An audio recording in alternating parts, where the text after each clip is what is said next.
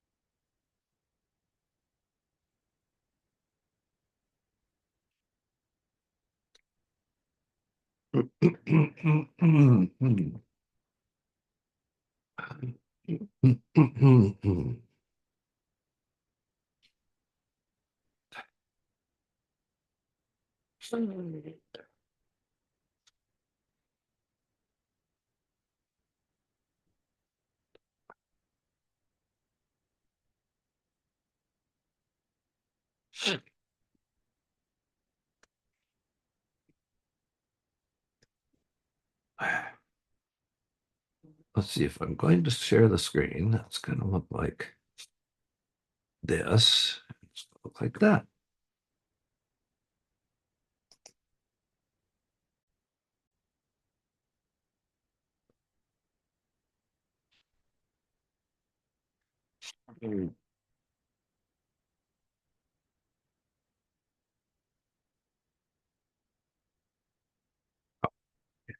Stop sharing the screen. That look like that. Okay. So I share the screen.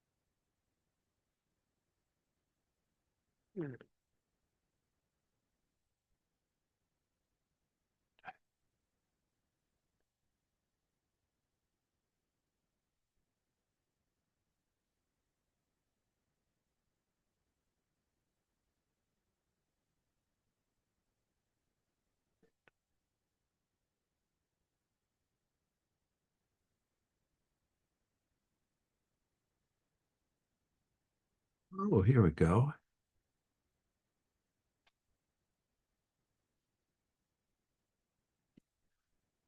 Hey, Tony, welcome. You're muted.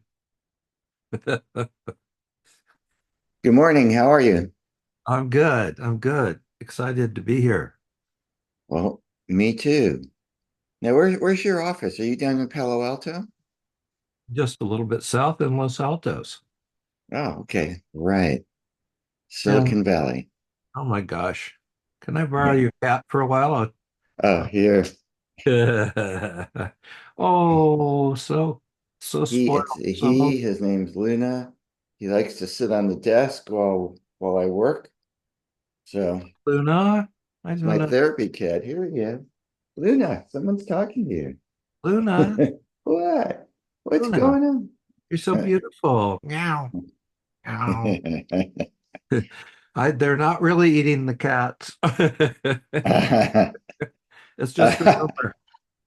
It's a lie. Eating oh, okay, that's the political stuff. All right. Yeah, yeah.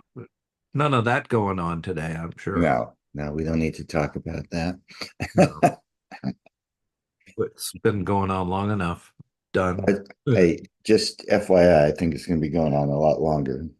So I we'll know. see. I know. Till death Whatever. do us part. Yeah. Hey, Peter, here's the other one. Oh my gosh. This is Bodie. Brody? Bodie. Bodie. Hi, Bodie. Do you Oh, do you pan for gold ever? No? it's a good girl. Oh my So, gosh, love kitties. Hi, David. Hi, Philip. Welcome. Hello guys. So this bonjour, is bonjour. the cat raising challenge. They are Bonjour. beautiful, by the way. Hello, Mike. Welcome, welcome. We're gathering at the water hole. Well, I'm not going to wait too long, even though we're kind of straggling in here,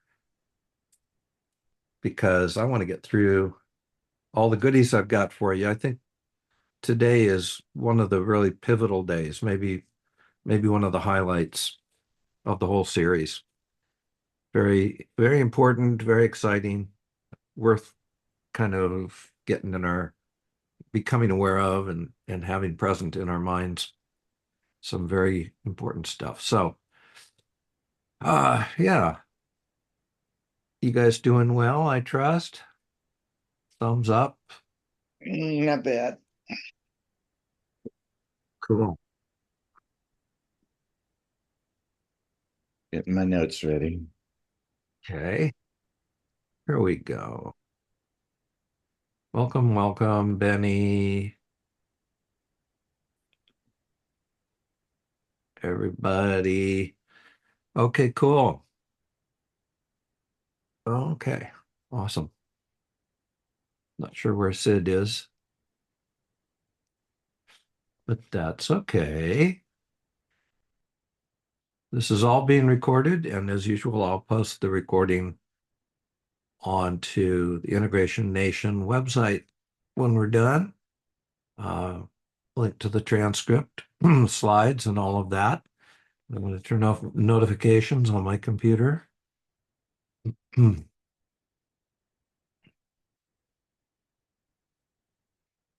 Okay.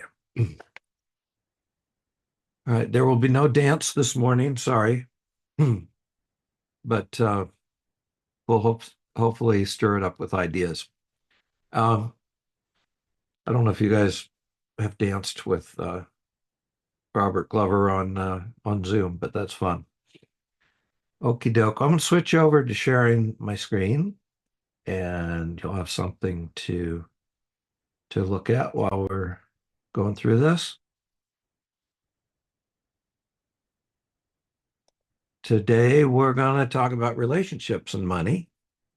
And this is where it really parallels the No More Mr. Nice Guy stuff. There's an awful lot of that theme that runs through this, and the same answers that work in the dating world work in the money world, basically. Having boundaries, having courage, having conversations, that sort of thing.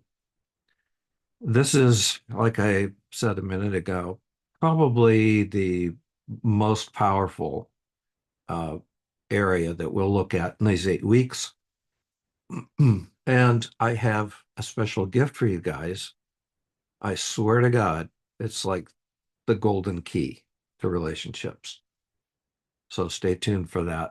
Toward the end, I'll give you access to that and tell you about it.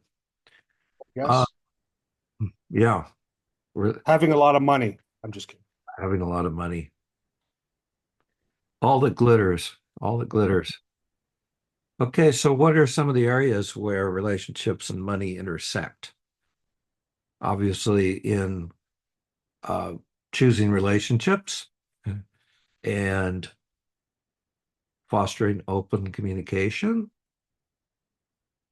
handling conflict, assessing mindsets, and sometimes letting go of relationships that work against our interests. So, all these areas have to do with money, obviously, and they have to do with our relationships. And it's challenging, but we can build our future relationship by relationship, and we do actually. So it's not a matter of we can. Do you guys have anything that you'd like to share about any of these areas? Your take on how important they are, challenges you've had, just for a minute or two, and I'll just you don't even have to raise your hand if you don't want to, but Mike jumped right in here. So Mike, go ahead. Look, I think letting go of relationships, like I mean, I have a bad relationship to money. I feel that like I believe in, scarcity and can you guys hear me? I'm getting like a mute thing or oh, We can hear you. oh sorry. And when I find that I flip-flop between like an abundance mentality and a scarcity mentality and living under like a ceiling. Like where, and I'm not sure if we're talking about the same thing, but I always feel like I've got a top.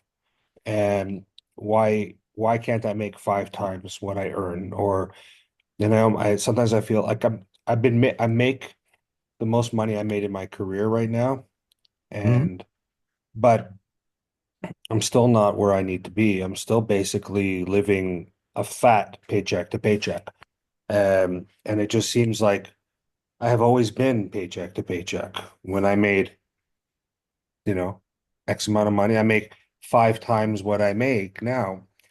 And I still seem to be paycheck to paycheck. And I feel like that relationship has never changed, and it just yeah, my nut gets a little bit bigger. I try to cut back or whatever, but I just feel like that never changes. And I don't know if that's the same relationship you're talking about, but I just feel like I have a cap. Whereas some people, you know, they can you go for a job, for example, and I have it here in my company. 2 people apply for the job.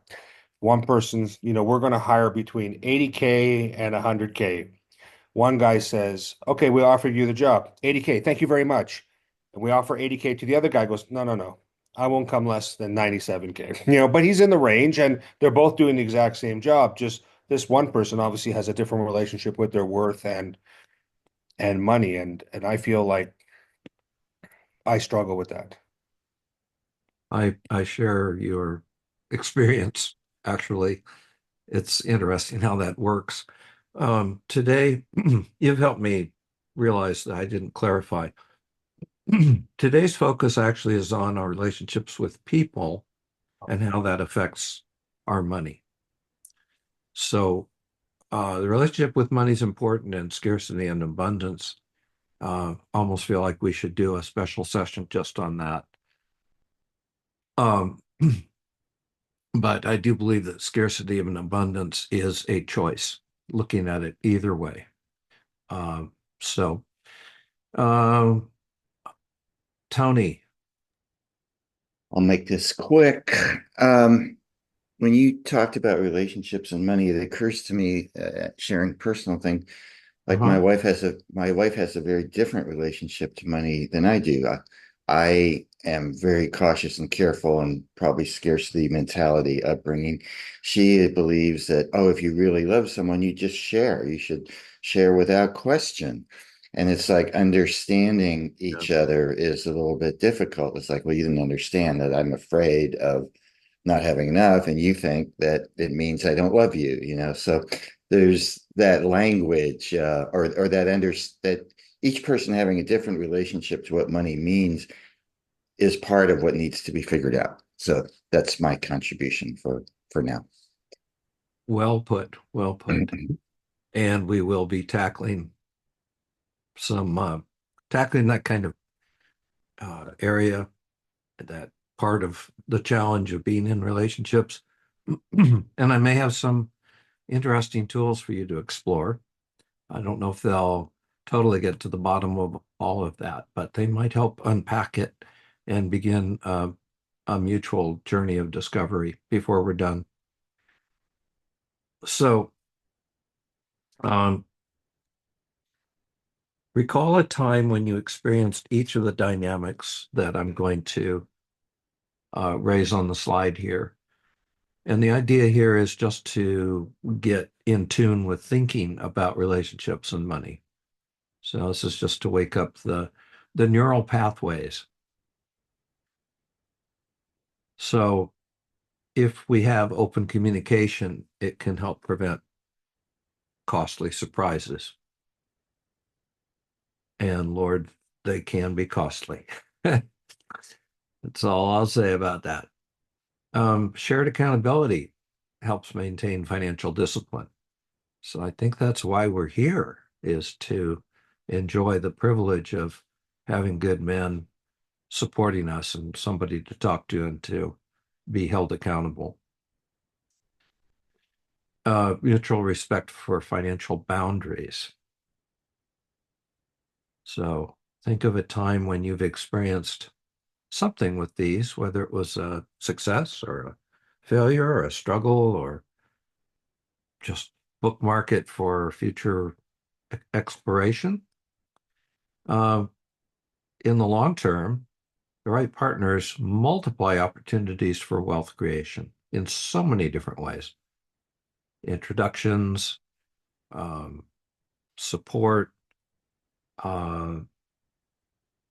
contribution rather than taking the giving.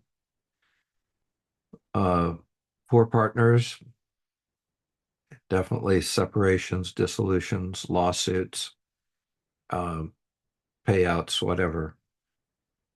So we're looking for relationships that move us forward.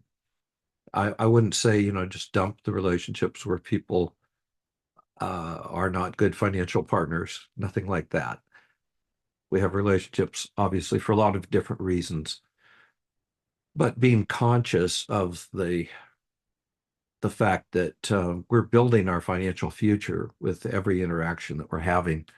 One example would be all of my clients can be traced back to relationships that I've had, interactions with people.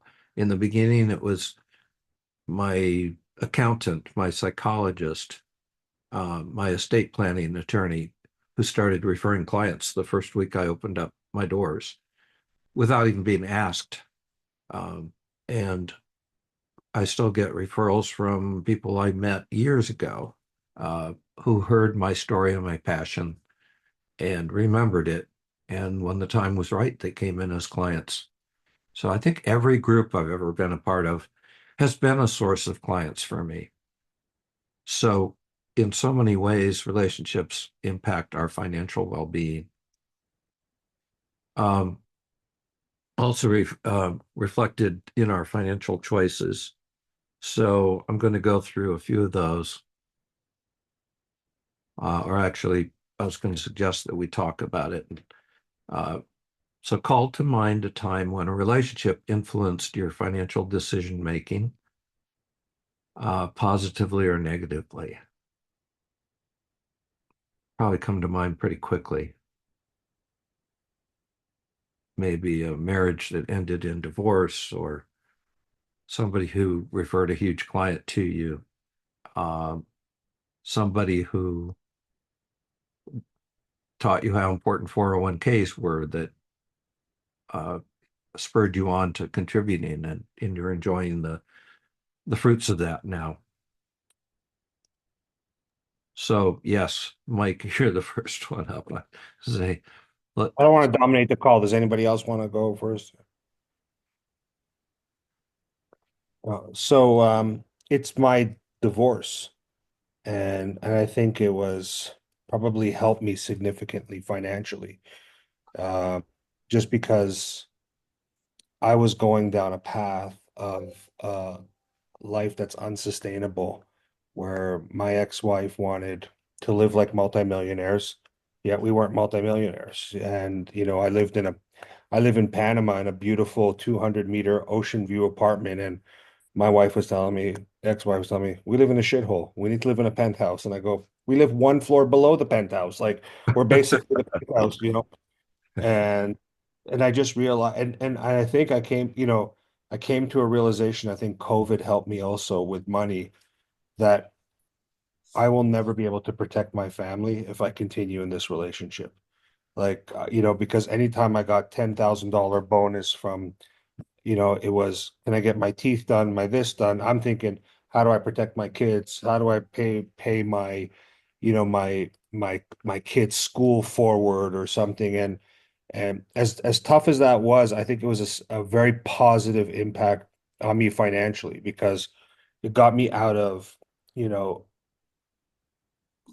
living on the surface and, looking good and having a car, but being broke to really looking at, hey, um, I'd rather have money in the bank and drive a 10-year-old car than drive a brand new X3 and have payments.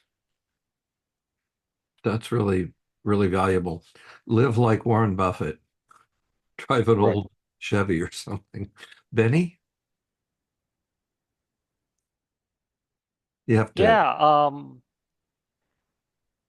ever since I started out in my early 20s when I graduated college, my parents, both my mom and my dad, pushed me to start saving for retirement and turning me onto the 401k plan.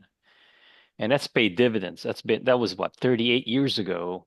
And where I'm at today, I can't believe, I'm one of those 401k millionaires. And Awesome. so because they emphasized all that. So with that, I'm in. Thank you. I've heard that from a number of people that I've talked to.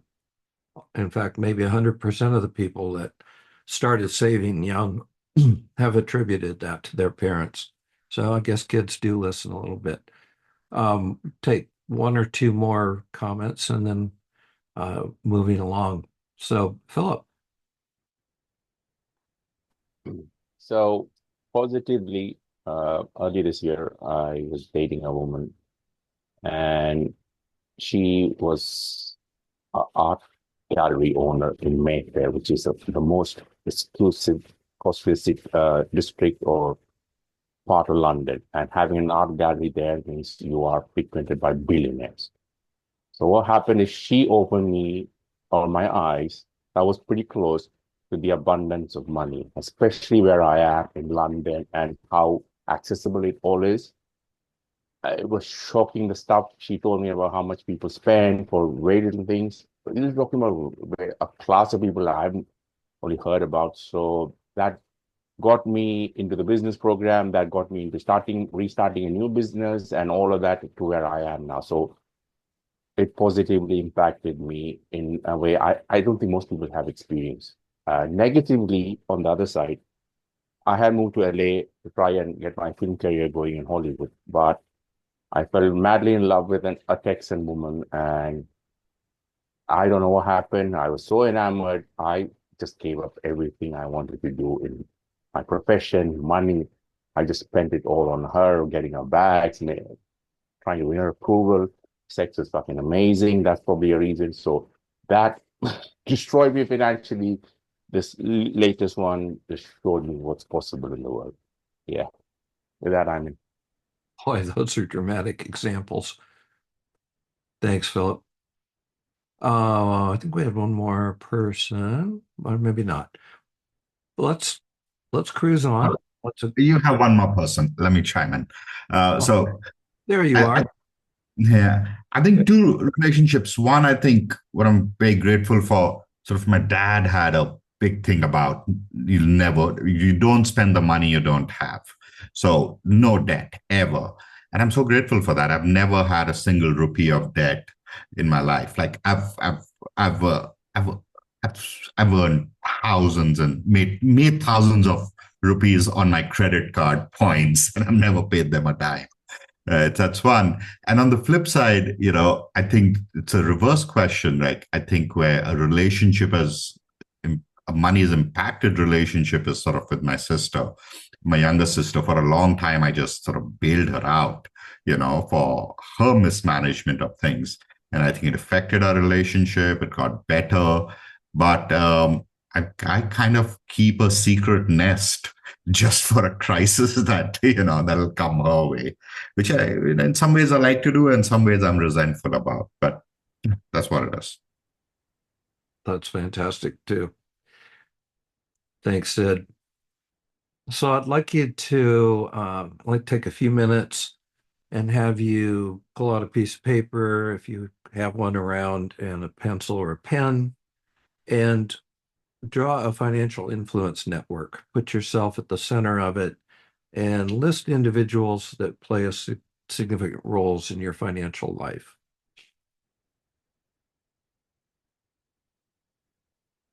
And we're talking about right now, obviously, or maybe not obviously.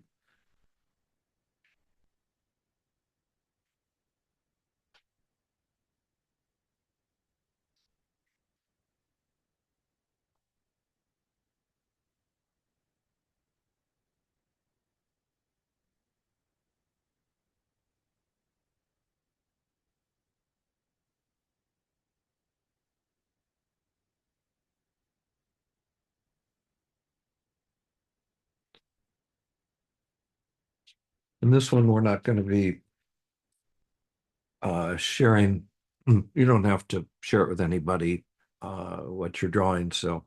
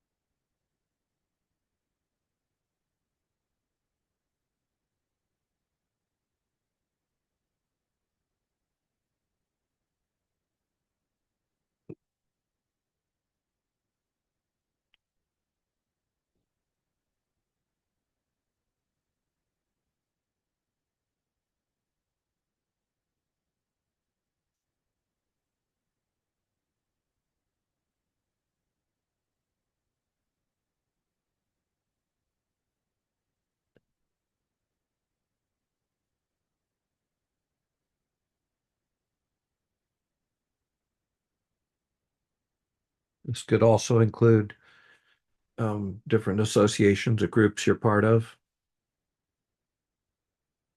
your social network, place of worship,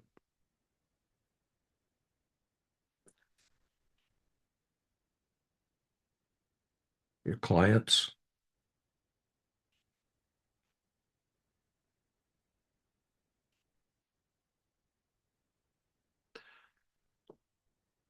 So a couple of questions about this little map that you've just drawn, and thank you for doing that. Who on your map do you feel aligns most closely with your financial goals and values? For me, it's my clients, my set of clients, Peter. We are on the same path. Mhm.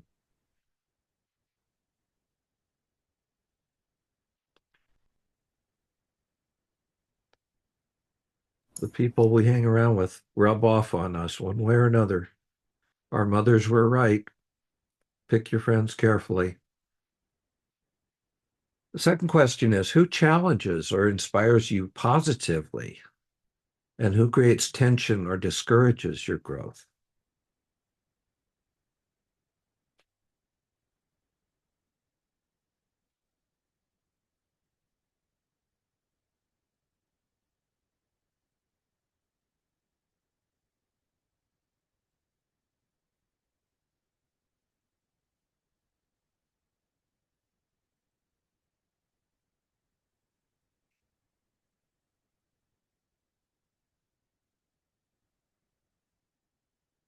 And third, last question is, are there any relationships on your map that you invest in that no longer serve you?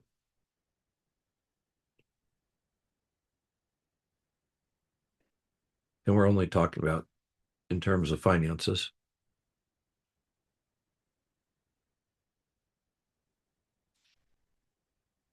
But obviously it is an area that involves values, where time is placed and so on. So that's kind of a self-reflection exercise.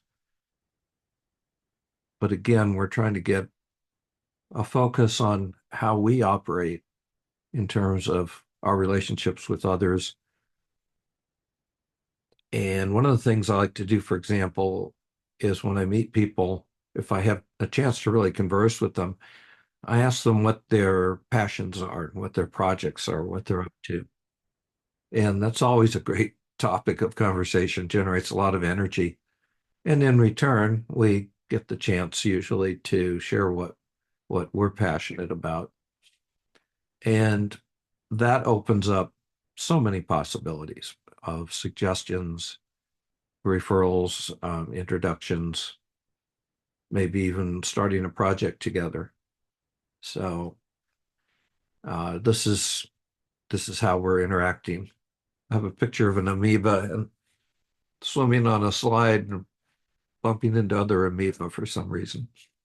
But it is kind of a culture, right?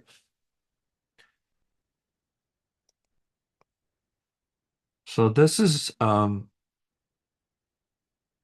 slide's going to take a little while to get through, but it is it's the heart of where most of us sell out or just don't show up or or get anxious, things like that. So again, we can use baby steps as we approach these things, but there's some of the areas that we want to look at are having an open dialogue as a matter of course with our relationships around money, initiating honest conversations. How do we do that? How can we address conflicts directly? And I've got my golden key I'll share with you later about that, but we can start to look at it. Setting boundaries. If you're getting married, things like a prenuptial agreement. A friend of mine wrote a book about prenups, and she works with wealthy families. And she made a good point. I mean, it's a really difficult conversation to have. How are we going to divide up our assets if we break up? It's like, I don't want to think about breaking up. But she said it's really a good practice before you're married to get into those levels of conversation because you're going to face them later. So if you think about it as practice, that's a whole different mindset. And because it's played a role in my life, having contracts when there's a financial transaction, whether it's a business partner or a client for that matter, or even a family member, it's important to have an agreement in writing because our memories fail us and we need a plan, for if things don't work out as well as if they do. One of the things that I recommend is that people put either a mediation clause into contracts or a collaborative practice clause so that you don't have to go to court because it's just it's not the place to find justice. It's a place to find battles and all kinds of sticking points that really don't move our lives forward very well. So we can take baby steps with these. We don't have to practice on, oh my God, I need to talk to my wife about, taking care of her mother and who's going to pay for it. It's starting with something small, just practicing consciously. And if you're starting a new relationship, or if you're getting into one where money is involved, you're getting that far in, you can state your ground rules. Like, I don't know, I haven't really strictly put together ground rules myself. I've had to practice sort of ad hoc, but it's like having a roommate. You can say, hey, nobody in the kitchen after 10 o'clock. Guests are allowed under certain circumstances. Just having those things and knowing where your boundaries are with money, then you can pull them out like tools. Benny has got his hand raised. Can you elaborate on, I think you said oh no, the word you said escapes me now. Something about conflict clause or something. Uh-huh. Well, so What was the often word you said? What was the word? Mediation? Mediation clause. What is that? Explain that. Oh, okay. Well, if you, excuse me, if you draw up a contract, let's say with a business partner, or even with your clients, uh, we usually lay out everything as though everything was going to go well. But it's important to know what you will do if things don't go well and have that clearly laid out. Because getting out of a contract is can be really a mess. Obviously, it generates a lot of conflict and misunderstandings will come to the fore. So having an agreement to talk with a mediator, somebody who can maybe help you work out some kind of path forward, is a lot better than saying, oh gosh, he's not sticking to the contract, so now we need to dissolve it and we'll have to go to court because he's got a different view than I do. So mediation is a process of having someone help the two parties communicate. Sometimes it's hands off, shuttle mediation. The mediator goes to one person and talks and then goes to the other, or it can be everybody in the same room. But they're trained to help people find common ground and facilitate a conversation when it's difficult. So if you have a lot of contracts, if you've been through the process, have an arbitration agreement, which is where a judge just decides how it should go. But mediation is actual communication between the parties. So if you spell that out, then both of you are obligated to pursue that path rather than going into a legal battle and into court. Really important stuff, guys. Can't tell you. I wish I had done that in one instance. Peter, do you mind if I ask a question on that topic, or are we short of time? No, it's okay. We're good. So one of my clients is going through a business divorce. So he is struggling because the business partner he's getting a divorce from is getting quite acrimonious, and racial slurs and all kinds of things are being thrown at him. He explored the mediation route. Now what's left is recourse to legal means. And he's at a point where he realizes that he will have to completely, shut down that business and everything because the conflict shows no sign of resolving itself, and start everything afresh. So that is one option we are exploring with him. So I don't know if this is a lot of context for you, but is there anything you can point me to that I can look at and maybe advise him, or any thoughts you have from your experience of conflict resolution in such a scenario? Yeah. I'm involved. I'm trained as a mediator, and I'm involved with collaborative practice, which is a interdisciplinary team mediation model. And there's some mediation folks that really aren't that effective. Mhm.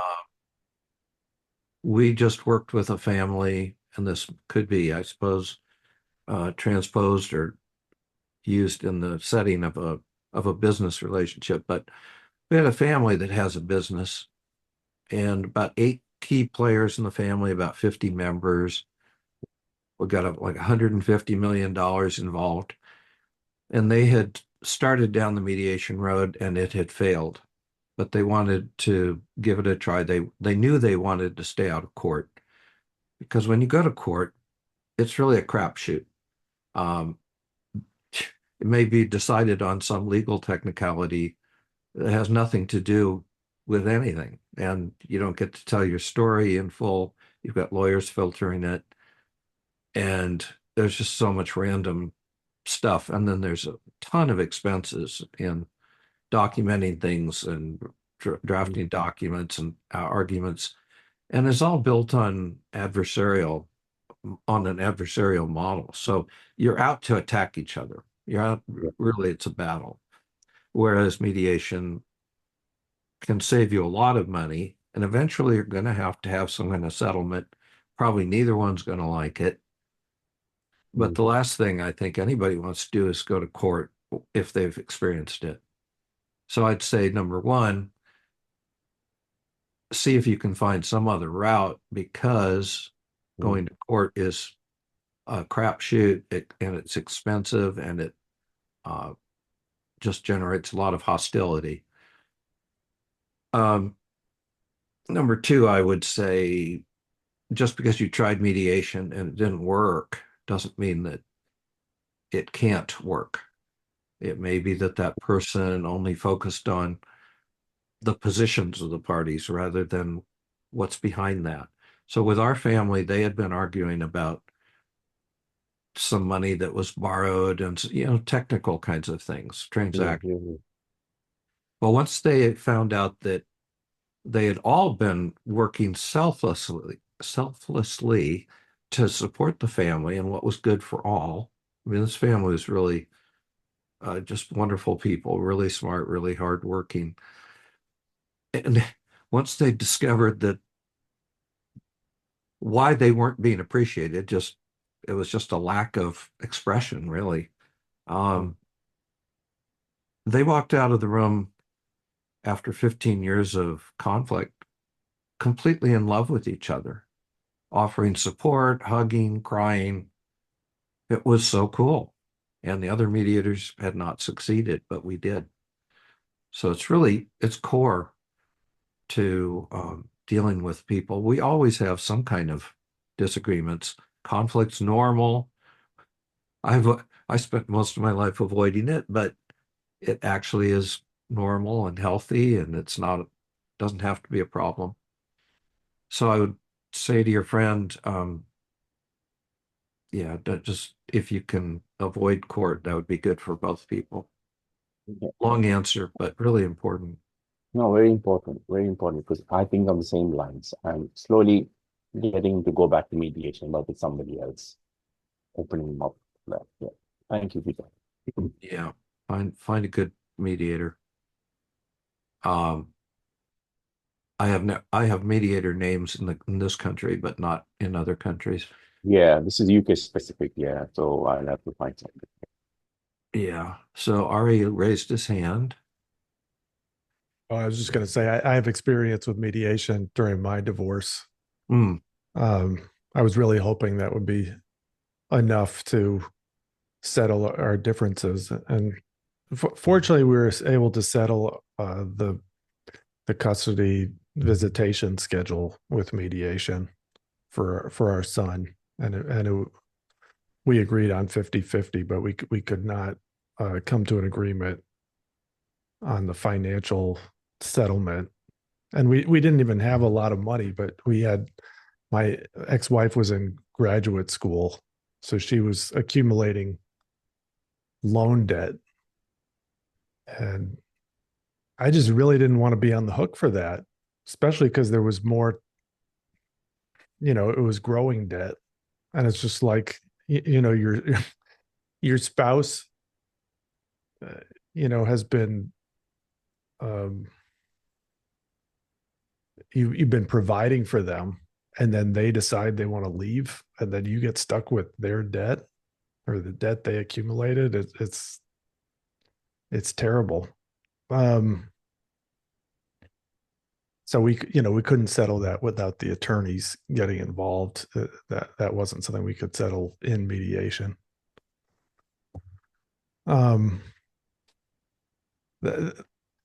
What I've taken from my divorce is I want to be with someone who's financially independent. I don't want to be taking on their debt. I don't know if that's any major insight for anybody, but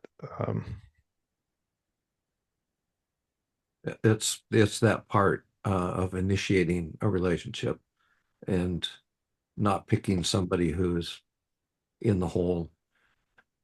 But we're kind of at a turning point in our conversation here. And I'm going to head towards addressing conflicts, and doing it in a respectful, cooperative sort of way. What kinds of behaviors lead to joyful joint decision making? Is that possible? The conflict with our family, by the way, they had been talking about the transactional things, the money, the who owes who what, and so on. And we said, well, we're going to actually get to know each of you and your concerns and your feelings. And they go, oh no, feelings. This is going to be touchy feely. This isn't going to work. Why are we? We've got money to worry about. Well, it worked like a charm because we're dealing with people. We're dealing with feelings. We're dealing with belief systems. We're dealing with their concerns, which they don't even get a chance to surface if you're just talking about transactional things. So my motto, if you will, is connection first. We look at the relationship itself and we deal with respect. We honor both of our whole beings and invite them in and share who we are with the other person. So if we're respecting the relationship, then, and that's our number one goal, imagine if two political people, part of two political parties, get together and they're most concerned about keeping the connection with each other, and then they have the discussion about politics within that sphere. So we don't get caught up in labels and blame and all of those other things. So we're going to want to talk about things like using I statements, distinguish between feelings and thoughts. Like we might feel threatened, but our thought is the other person shouldn't do that, or they're bad or wrong. It's two different worlds. Being able to listen really openly, which actually helps defuse conflict and is a gift to the other person. We can always pick up our baggage and our points that we want to make, but if we can just put them down like baggage outside a door and walk into the room just to be there with the other person. Setting boundaries. I have a half brother who's 12 years younger than I am, and he had a habit of borrowing money from me every year or two. He had health issues. He was in the hospital, couldn't work, needed money, blah, blah, blah. It's really,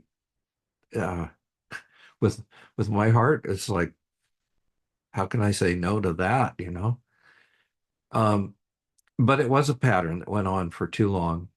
And I started to set boundaries with him. And one day it came to a head, and he called me and said, well, Pete, I'm going to be homeless. Tonight I'm going to get, or tomorrow, whatever it was within 24 hours, I'm going to get on the bus and sleep on the bus where it's warm. Holy shit. I really don't want to say no, but I was in a spot where I had to. And I was really surprised. I said, I'm sorry, but this is a pattern. And right now I don't have any finances to help you with. I can't help. And it surprised me because he didn't yell at me. He said, it's okay. I love you. That's cool. I still felt very awkward about it. But he got himself into a recovery house of some kind. They treated him really well. They didn't charge him anything. He was able to work and save up a few $1,000s. And he's okay now. But wow, setting that boundary was one of the toughest things I've ever done.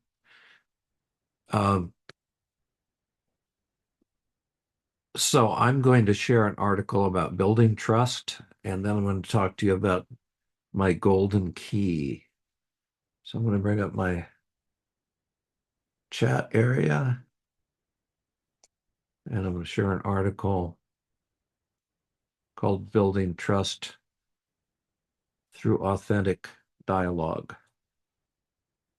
And how do I get to my windows? There we go. Drag it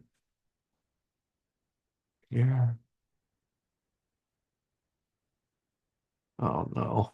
Let's see. I think I had this happen before. Can't transfer a doc.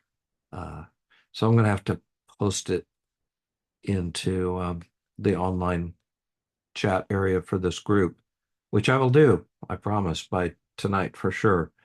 It's I think it's quite helpful and it's very apropos and it ties in so closely with No More Mr. Nice Guy principles.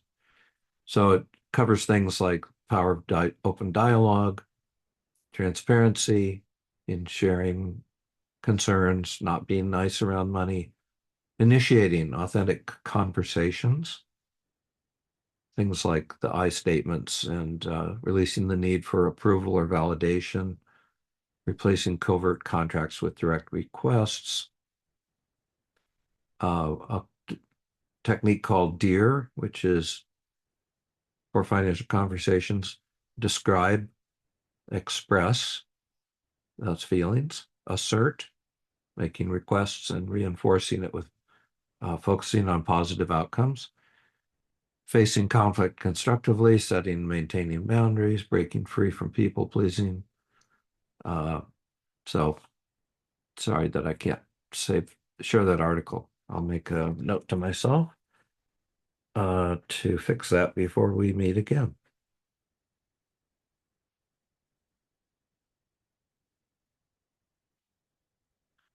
But we have been posting articles and slides and everything for you. Now, a friend of mine is world famous as a relationship coach. He was one of the first. He was a psychologist who got tired of trying to fix broken relationships, decided, how can we get into healthy relationships and maintain the vitality of those relationships? So he has trained thousands of relationship coaches around the world. And he created this really marvelous concept, which basically is mirrored in a lot of places, but his adaptation's really clear. And there's a place on the web where you can go and watch an hour-long video where he really walks through it. Super simple, though. I'll tell you the principles of this. He calls it the communication map because you're trying to get somewhere, so having a map is good. In fact, he says some couples have this up on their refrigerator so they can go, uh-oh, what do we do next? You know, what are the steps again? Because I'm kind of upset. So the basic idea, I'll just walk through and then we can talk about why it works. There's two people in a conversation or dialogue, and this process restricts the conversation to the person who has unmet needs and the person who is there to support that person in meeting their unmet needs. So how do you know who's who? Well, the first person who gets upset is the person who has unmet needs. Obviously, that's why they got upset. Trouble is, sometimes they don't know why they're upset. It just, that really bothers me, or God, I feel really scared every time you talk about the, I don't know, the utility bills or something. So the receiver or the support person, their job is just to help draw out what their partner is concerned about and to discover why if necessary. Sometimes we don't know why we feel the way we do, and that goes for women too, which surprised me, but live and learn. Find out about the feelings and the underlying beliefs or needs, and then addressing those through requests and perhaps negotiating. So it's a pretty simple model. There's things that'll take you off the road so you hit the wall. And so one person has a problem at a time. The other person's job is supporting them. So the person in need experiences an issue, and the other person adopts an attitude of curiosity. Says, "Oh, you seem upset." "Oh, it's nothing." "Oh, no, really, I care about you. Um, and, help me understand what's going on." Well, every time that happens, it reminds me of the time that our family ran out of money and we lost a house. And, you know, underneath it, I'm scared that this is going to lead to that, whatever it might be. So identifying the issue and understanding its roots, really, and then getting to a place where once both people are clear on what's going on, then the person whose needs weren't met can make a request. And that's a concrete thing. And the other person can say yes or say, "Well, I can't do that, but what about this?" So this is a practice in empathy, and it keeps arguments really clean because you're focusing on one issue, one person, and it really takes a little bit of thinking about it beforehand, not trying to learn it when you're in the midst of conflict, but knowing that there's a path. I have done this, and it's unbelievable how grateful people are when they're really heard, when they're really supported. Oh my God. Absolutely amazing.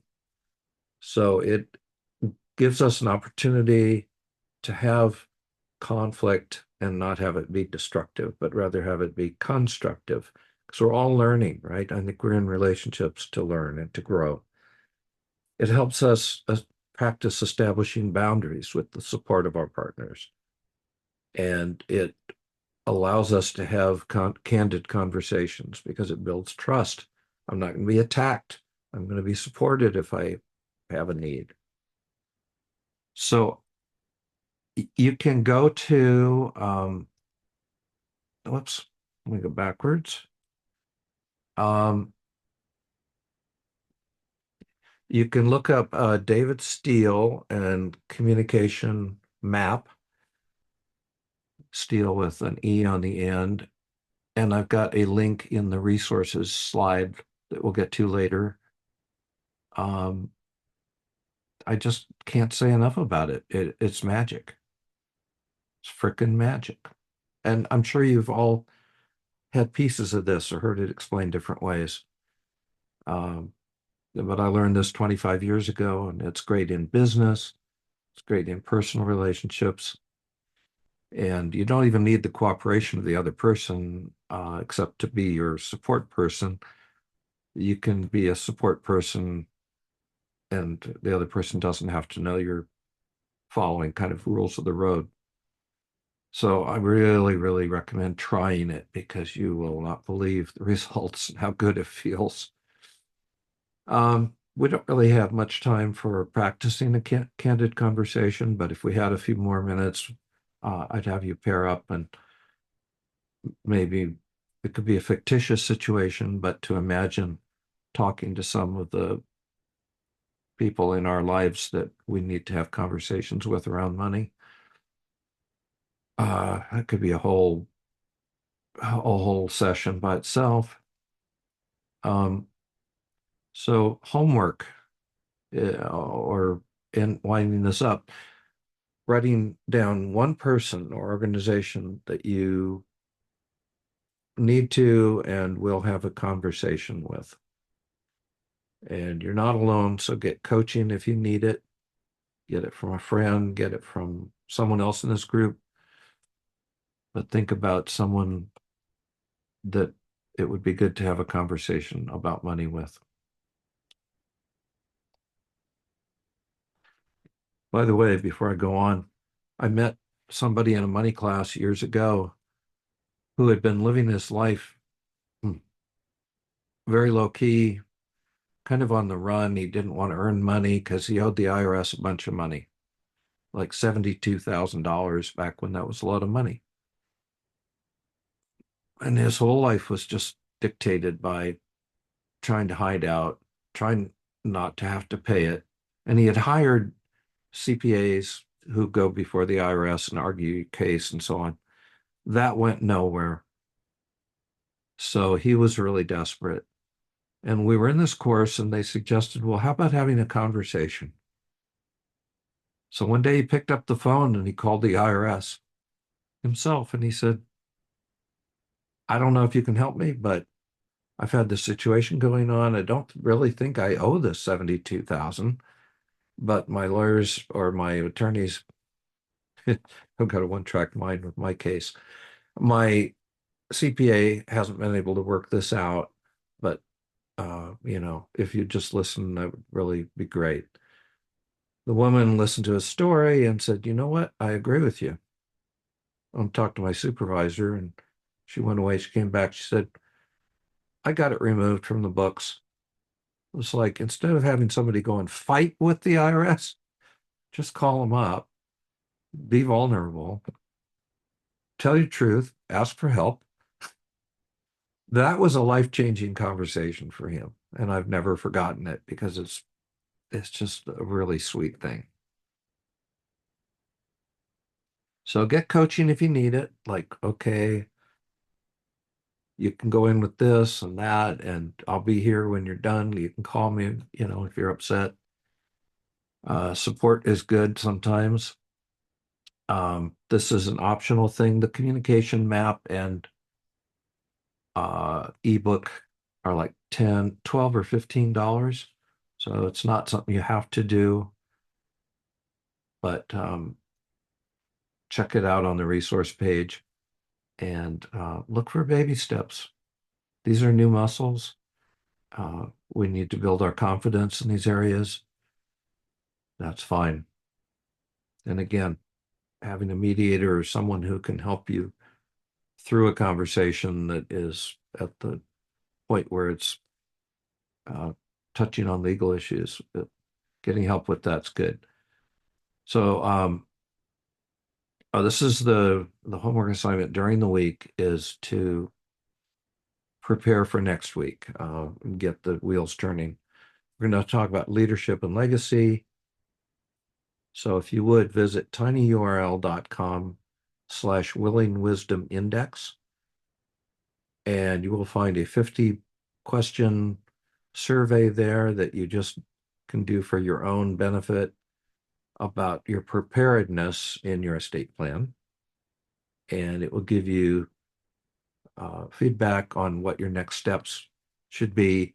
And it'll include some steps that most people don't usually think of when they think about estate planning. It doesn't take that long, and it'll give you the written response that you can share with me or not. But that would be at tinyurl.com/willingwisdomindex. So if you can do that before next week, that would be awesome. Got a bunch of books here about conversations about money. And again, these slides will be available on the website, or you can do a screenshot now if you want.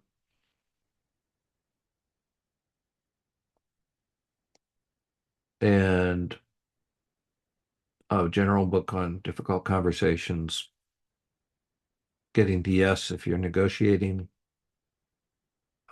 Another book on negotiation for everyday life that's kind of written for lay people is Getting More, How You Can Negotiate to Succeed in Work and Life. And here's where you'll find the communication map. It's at the Relationship Coaching Institute.com/communication map info. So again, if you want to screenshot that or check it out later.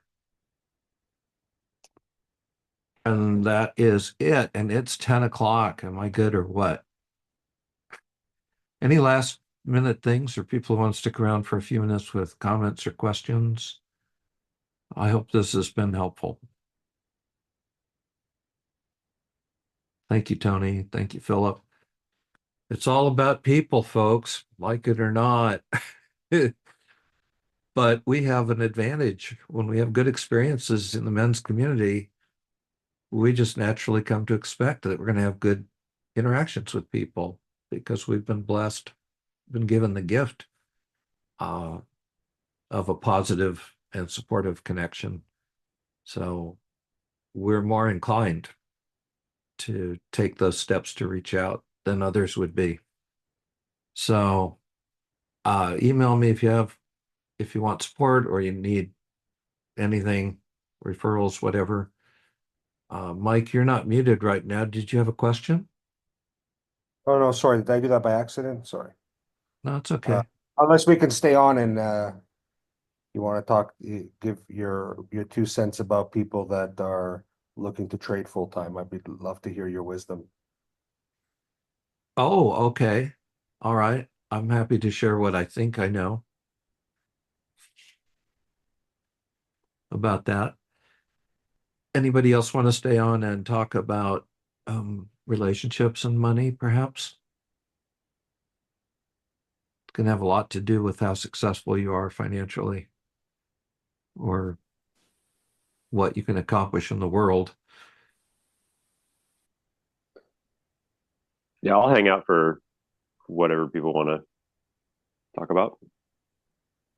Okay, why don't we have a show of hands for who would like to stick around and talk about relationships and money?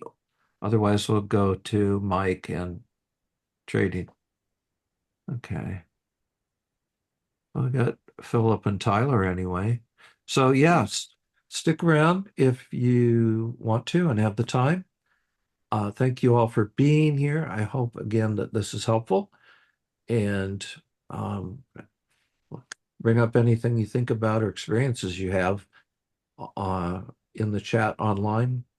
And we'll meet next week and we'll talk about leadership and legacy.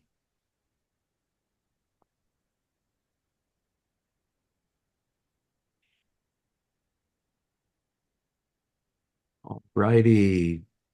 Let me get out of screen sharing mode. Okie dokie. So I'm just going to open up the floor to questions or comments, stories. I had one thing come to mind while we were doing this that I really appreciate. First off, I agree with you. I think this is perhaps, well, perhaps the most important or very, very important part of this whole course. Mm-hmm. And very timely as well. I've got some conversations coming up with my partner that I'm getting closer to, and with my business partner as well. So really, really good to spend some time sinking in on this today. I really appreciate it. Yeah, just one thing that came up for me is so I'm in the process of like slowly moving in / integrating household and life with my sweetheart of many years. I have my own place that is just kind of essentially an office and a creative space right now for the time being. And it's also I feel a bit of my emotional home is here at this house I'm in right now. And so going there, I also have an emotional home with her, but it's easier to get into conflicts about, I don't know, the differences of how we operate. Certainly money is one way that we get into some conflicts on occasion, and we're different people. And it really, as we were talking, as I was listening, I recognized that, oh, hey, it's okay that I'm a different person. I have a different relationship with money, that I have different values with money. I get along with my partner really well. And sometimes I take for granted that we get along, and I think we should get along, brilliantly in every single way. Which actually, that sort of mindset, I think, probably leads me into bigger conflicts than there needs to be, because maybe it's a little bit better if I just back off and accept that, hey, we're close enough but I'm still a different person unto myself insofar as my relationship with money is going forward. If I could keep that in the back of my mind, and when we hit those 20% conflicts, that the 80% is still there within me, or whatever the percentage is. Um, I think that'll be healthier for me than if I, get into that. Well, I expect her to fully like be on board with my philosophies, or her to be on, or for me to be on board with her philosophies and so forth. And so that's maybe a subtle distinction in a way, but I think, I mean, subtle if the two of us get along pretty well overall, but important, you know. Was I clear in communicating that? Very clear. Like me, it's like, was I clear? Dude, you're always clear. Um, I love it. I mean, I'm really happy for you, and I'm glad that this is a good time to be looking at this. Um, it's great that you agree, 80% of the time or whatever with your sweetheart. Um, I'm going to suggest an approach that is easy for me to say, not being involved, but I could imagine you saying, gee, honey, I am so glad that we agree so much of the time. It's just great. And I'm involved in this men's work, and part of it is learning how to uh, make use of conflict and understanding and feeling comfortable with it. And I think that's probably a growing edge for so many people. Maybe it is for you. Conflicts are going to happen. Okay, that's not necessarily bad. It is we're great, but we have a chance to practice developing these muscles, if you will.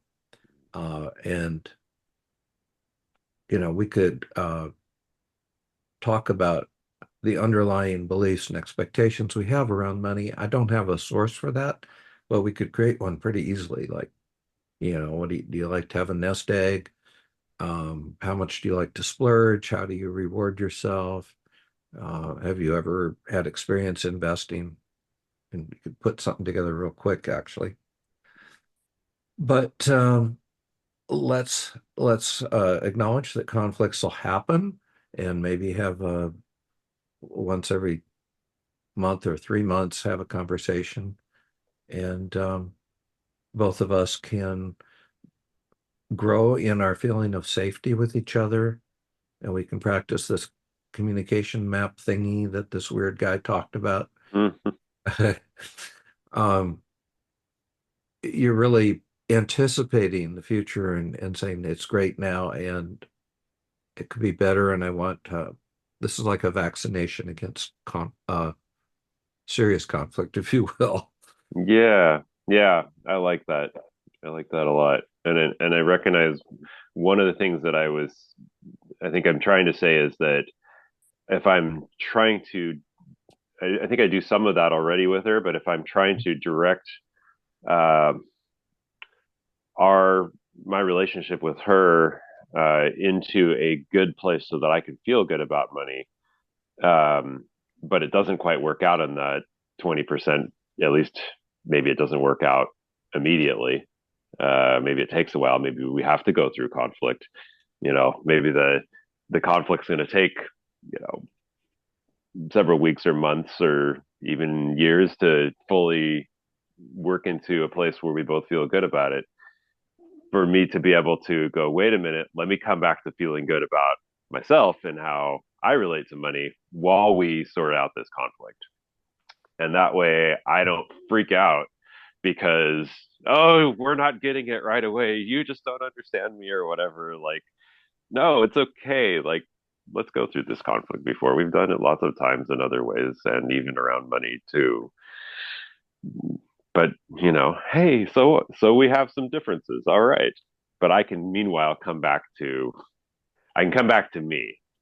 Like, I think that's important because if I'm letting go of this house around me that I can come back to and feel safe within myself. Like, let me have this practice when I'm with her, coming back, so I can feel safe, and that way I can endure. I can hopefully guide and collaborate through those conflicts um, better. Yeah, and you're helping me think about what I could do next time I get into a serious relationship. I'm not in one right now. Uh, and this really could be fun because you have the opportunity approaching this consciously to learn more about yourself and money. And you can learn more faster with another person because they Yeah. can be a mirror, they can bring differing viewpoints, they can be supportive around things, and that sense of safety. Maybe all conflict has something to do with a sense of a lack of safety in some way, Mm. whether it's concerns about the future, um, whatever. I guess it would usually be that with money.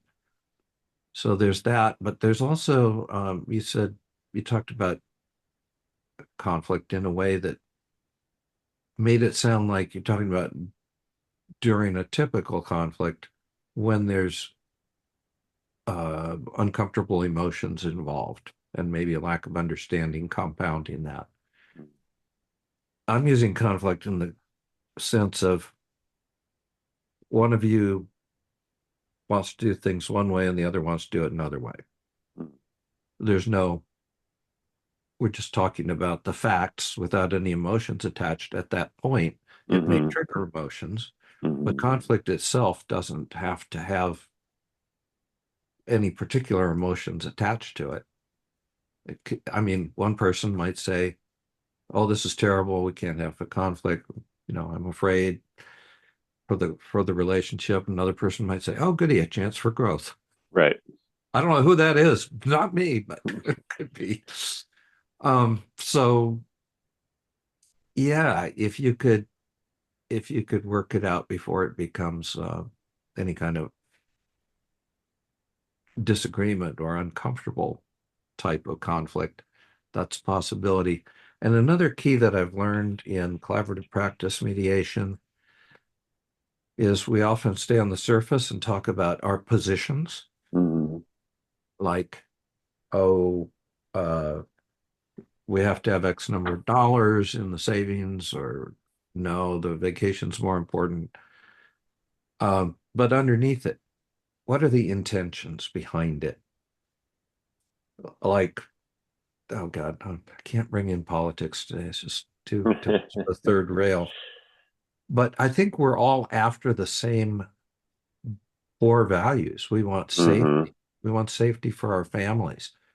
We may have different understandings of how to reach that, but understanding that that's really the issue, and it's not whatever actions. I'm trying not to say. It's not this approach or that approach, and Right. getting caught up in that. When we look underneath, we can maybe find ways to meet everybody's intentions, even though, it may involve a third way that hasn't been thought about, aside from positions.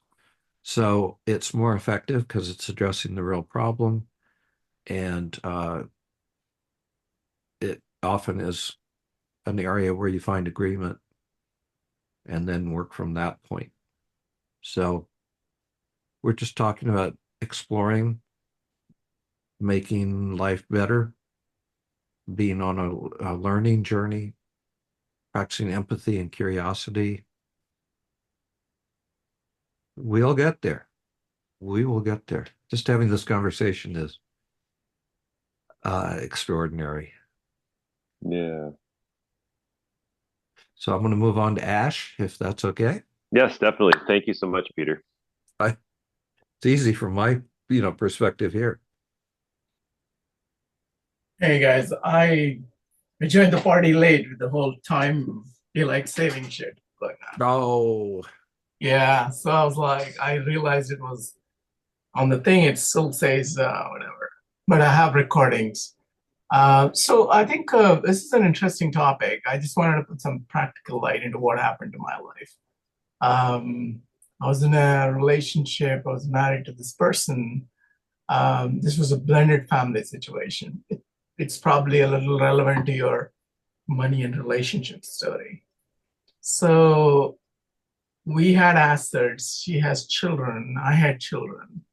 So I wanted a level playing field so that at least with the legal system and all, it wouldn't bite my ass later if things fall apart.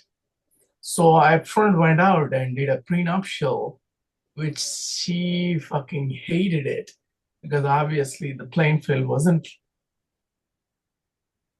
level playing field. She doesn't make so much money. She doesn't have that many assets, but she has more children and I have less children. So it's like kind of like you said, relationships and all, right? So I didn't want to keep it more transparent. I think that saved a lot of my problems with her.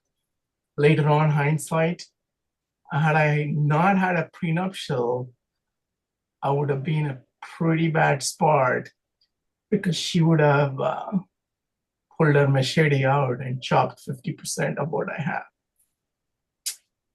No hard feelings.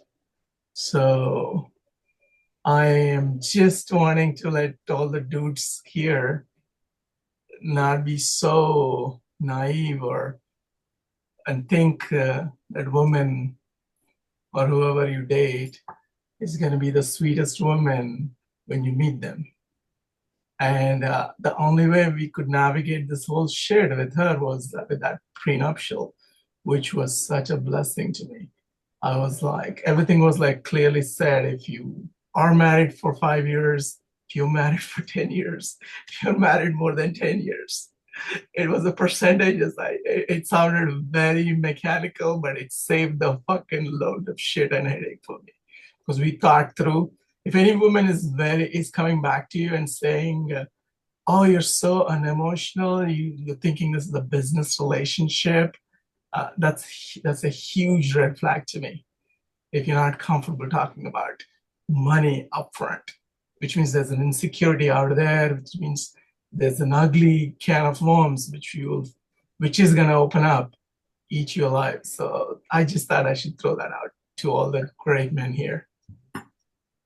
That is really good to hear that what it's like on the other side and looking back. And yeah, that's a interesting approach, that it's a red flag if she accuses you of being businesslike or unemotional about, say, I mean, I know that when Paul McCartney entered his second marriage and the woman turned out to be kind of a nutcase, if I can say that, and they were getting divorced, the rule in Great Britain is that the wife, gets half the assets. So I marry this guy for a year or two and I get $500 million for that.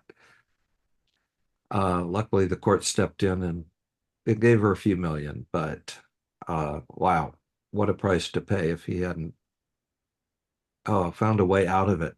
So She got 20 million, Peter. I did 20 million. Okay. Yeah, out of the 500 odd million she was demanding. Mm-hmm. So actually, a prenuptial thing created a kind of rift in my relationship, but it's actually a good thing that if you're not able to do that, which means you're awaiting a storm, a feminine storm, and finances is one of the most important reasons people divorce in America. The top 5 reasons. If they have a problem with prenuptials, then it's time to break up. ooh, Yeah, they will negotiate. That's what I realized, which is fine. But if she is equating the relationship security with money, there's a bigger problem out there. You're not with the right person, as Penny said. I can feel my backbone getting stronger with every minute that passes in this conversation. This is great. I know it is a nerve-wracking conversation because she's gonna hold you hostage not spreading her legs. So that's the idea. Wow. Yep. That is a pretty strong incentive, but it doesn't have to rule our lives. I had a couple that was married who maybe my earliest client at this point, going back to 1988, and she's still a client. And she and her husband never talked about money. They had the absolute, completely dysfunctional approach. And she is very much a meek person, people pleaser, sweetheart of a person. But later on, he came to her and said, well, I didn't tell you, but I ran up, I don't know, $40,000 in debt on our credit card, and I can't make the payments because he was retired. And she goes, holy shit, feeling betrayed, blindsided. And then he developed cancer and died, and she was stuck with his debt. She didn't know that he was doing that. And she told me before that they didn't talk about money ever. Like, okay, that's a recipe for problems down the road for sure. My friend who wrote the book on prenups, wrote a book on prenups, and pointed out at the beginning of the book that this is a chance to practice your money conversations early on and get on the right track with it. Her name is Emily Bouchard, and she works with blended families. So she deals with prenups a lot. She is, I don't think I put her on the list because there are a lot of good books on communication around money. But Emily Bouchard, Bouchard, and I forgot what the name of her book on prenups is, but it's one of my favorites. So who else?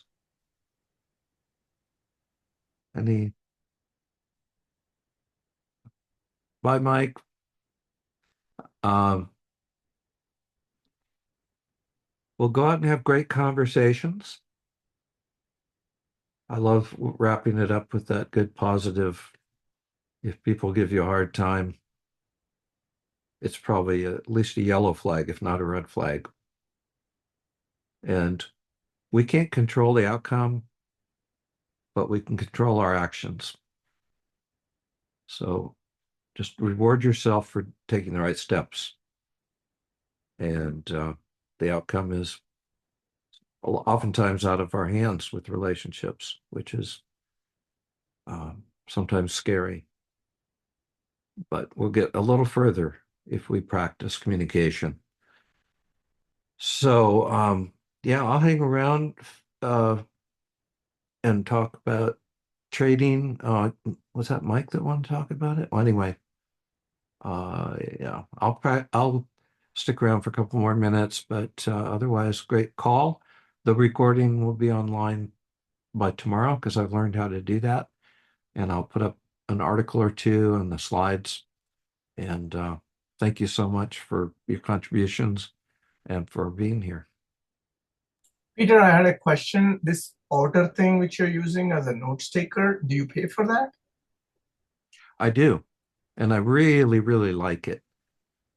It's more accurate in my experience than the Zoom artificial intelligence notes taker. I can actually turn it on and just record what's going on in the room. If I want to record notes with a live meeting, it gives me not only a transcription, but an interrogatable transcription. So it's got artificial intelligence and a chatbot in it. So I can go into a long conversation and say, what were my action items out of this meeting? And I can save multiple meetings in a folder and then go back and say, did we ever talk about, I don't know what, umbrella insurance or something? And it's just brilliant. It does little screenshots. It knows from my Google Calendar when I have a Zoom meeting coming up, and it dials into it automatically. I don't have to take any steps. Wow. And then it sends a link to the summary to everybody who is on the call. Now, I'm not sure. Should do that with these calls too, if you're on the call. But Yeah, I think it did send something. It's organized the conversation. It sent me a link.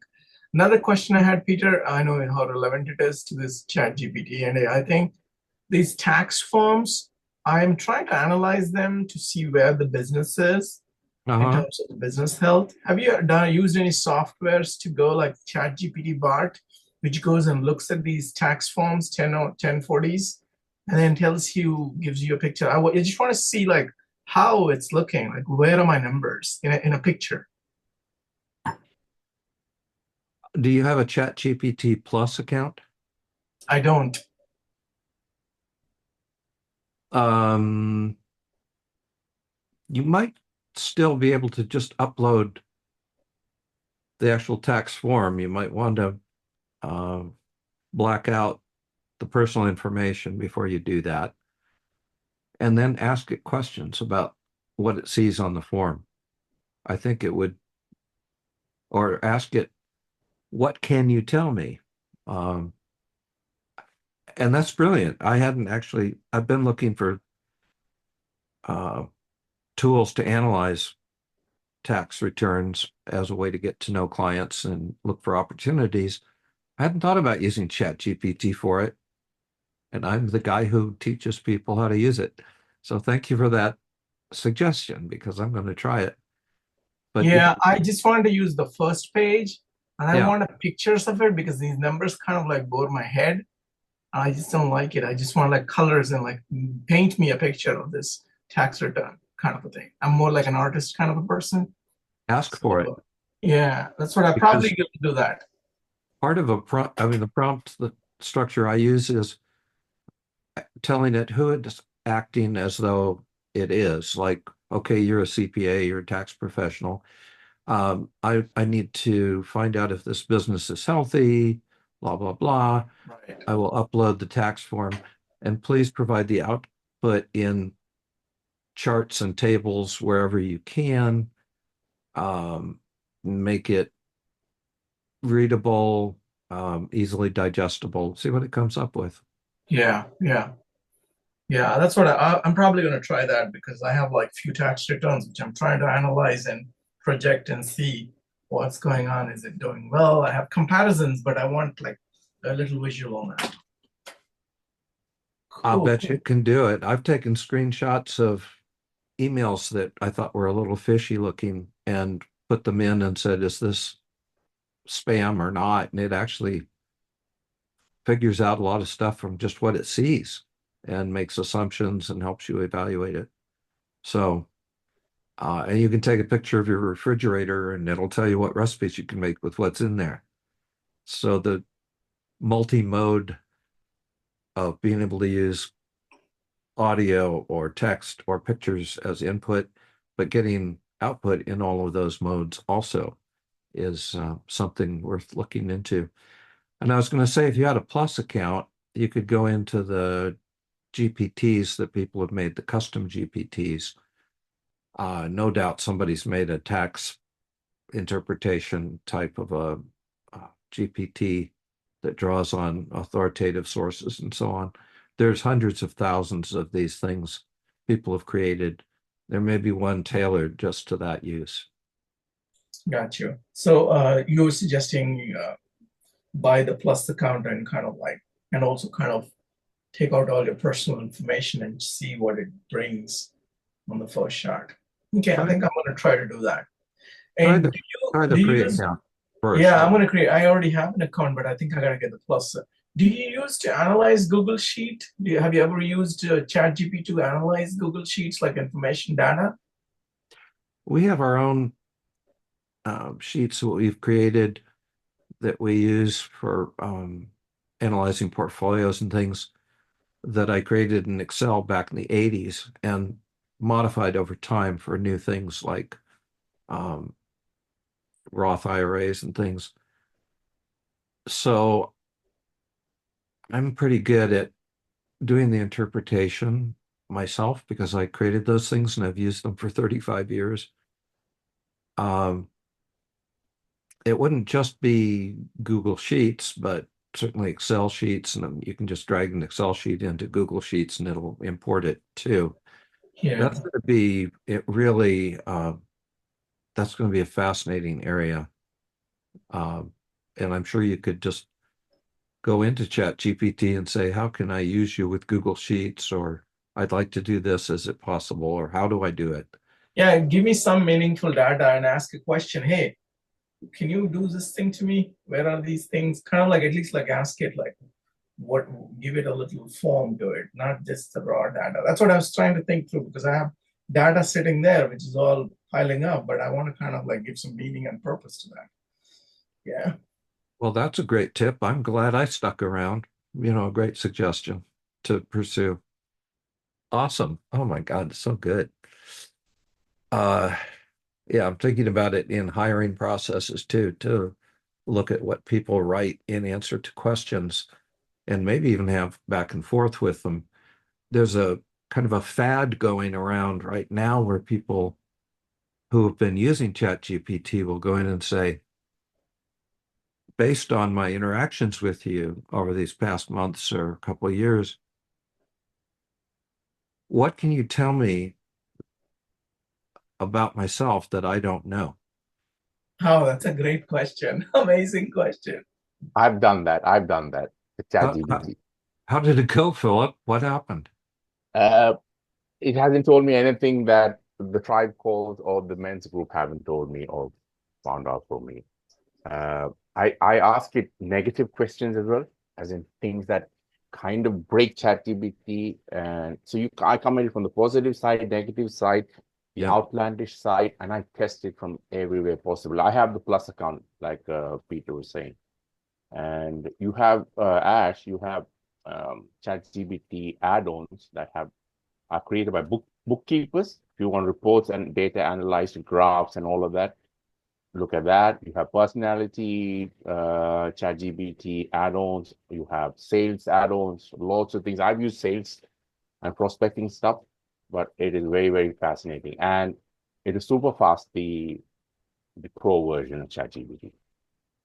Perplexity, the AI Perplexity, who is a ChatGPT competitor, is even better for business and business intel and market research compared to ChatGPT. Say that again. What is the name of it? Perplexity. Perplexity. So Perplexity is my second favorite. Yeah. And I think it's better for research and facts, and it has yeah, absolutely. It gives you citations and links and suggests other variations on your question. And I think it's a little more authoritative. There's some tools out there now to solve the hallucination problem. I mean, it's just another layer. Just take your output and ask it to verify the facts. Yeah, and you can upload PDFs, you can upload Excel spreadsheets, but I would keep out sensitive data, confidential data, because at the end of the day, ChatGPT or AI collects all of this, so you don't want that. But you could anonymize things and just run it through ChatGPT. It just gives you anything you want. Analyze it, slice it up, create various versions of things, anything and everything. Ash. Yeah, thank you. So yeah, I'm looking at the Perplexity. It looks like a different engine completely. It has a different interface also. It's interesting. Yeah, that's a great tool. And if you're into writing things, Claude is amazing. Claude.ai. Yeah. I told it to write an article about the work that I do and the people I work with and the concepts. And I asked it to write an article in the style of the Atlantic magazine. Frickin' nailed it with stories, a mix of stories and authoritative sources and studies. And, it was a little bit longer than most articles like the Atlantic does. Oh my God.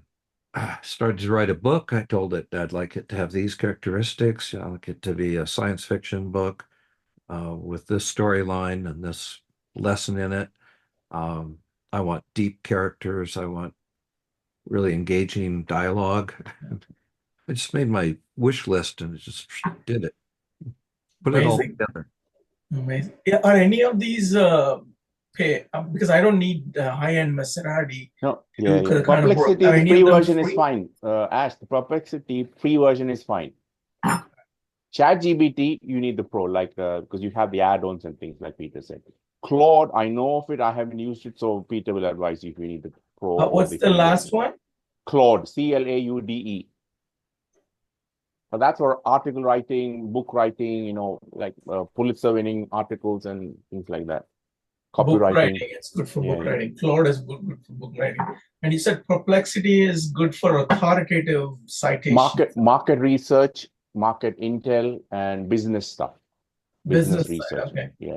And then ChatGPT is For generally everything else, for pretty much everything everything else general. So what I tend to do is start with ChatGPT and take that and put it in Perplexity, because that's my area where it's business, right? So I take ChatGPT findings, which is vast, and then put it into a filter or funnel, which is Perplexity for my business needs.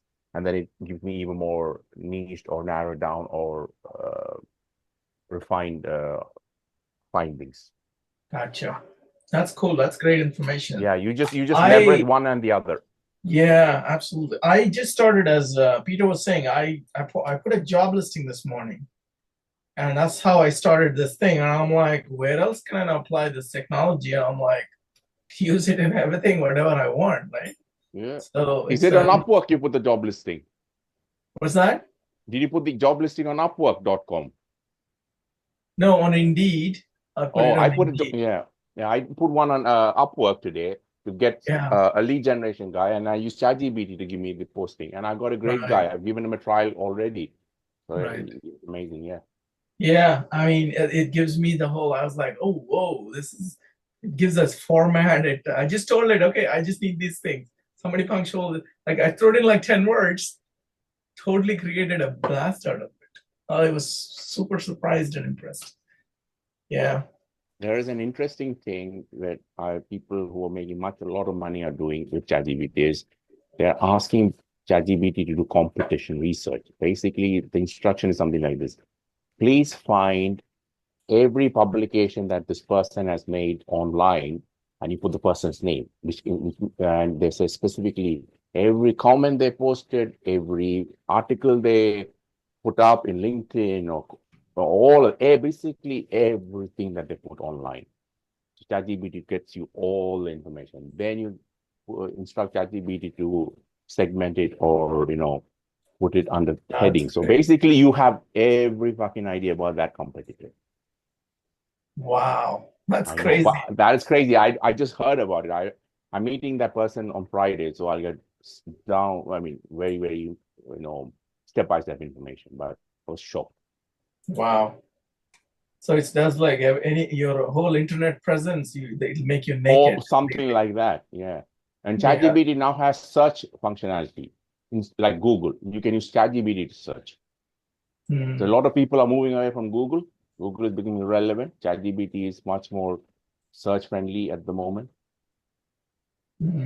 That's great. Anyway. All right, Peter, I think it's time to part. Thank you so much. Thanks for all the input, Philip. I'm going to start using it for the benefit of mankind. I won't try to use it for any other nefarious purposes. Use it ethically. No, I use it even for nefarious to get make comments on dating profiles or how to do open. Oh, you get that. So you use it like, how do I get more comments and more pulls? No. How do I post the profile portion, the text portion of the woman, put it in ChatGPT and say, how do I respond? Best, give me 3 versions of how to open this person or send a message. And it says, based on this, you could do this, you could do this. And then I pick the one that suits my personality. Oh, wow. So, wow, you have a bot to respond to you. Very nice. Yeah. With the highest likelihood of response, yes. Kind of like you do with 5 years married, 3 years married, I need something that gives me 90% response rate, 50% response rate, and things like that. So you can use it for pretty much anything. Yep, just have to remember that it's there and we can use it. So that and thinking of the end result that we're really looking for. So Yeah. you know, asking for the response or the summary of the person, being very specific about what you're looking for out of it. I a couple weeks ago, last comment, thought, gee, I need to earn more money to pay my damn lawyer. So I've always wanted to get some kind of a course online for home study around family legacy. And so I said, dear ChatGPT, I'd like to create this course. I'm using Kajabi as my platform, and I'd like to be making $5,000 a month by the first quarter of next year. Give me a timeline, give me a business plan, yeah, give me the outline, the marketing plan, and it just jumped right in and created a nice timeline, and I'm just following instructions now. And maybe $5,000 a month is aiming too low, but we'll deal with it in a little bit. But yeah, it's amazing. It's just so much that it fleshes out for us and how flexible it is in search. So I'm looking forward to using it more. Oh, OpenAI. Well, gentlemen, have a wonderful week, and let's hope the election goes well today. I'm sure it will. Good luck. Good luck. Hope there's no rioting or violence. It's just peaceful. Speaking of conversations that people need to have, so they don't have conflict, And in countries and economies. But anyway, great thank you talking so to you much, both, Peter. Thank all you, of Peter. you, and we'll see you next week. Bye. Bye. Thanks, Peter. No, thank you guys.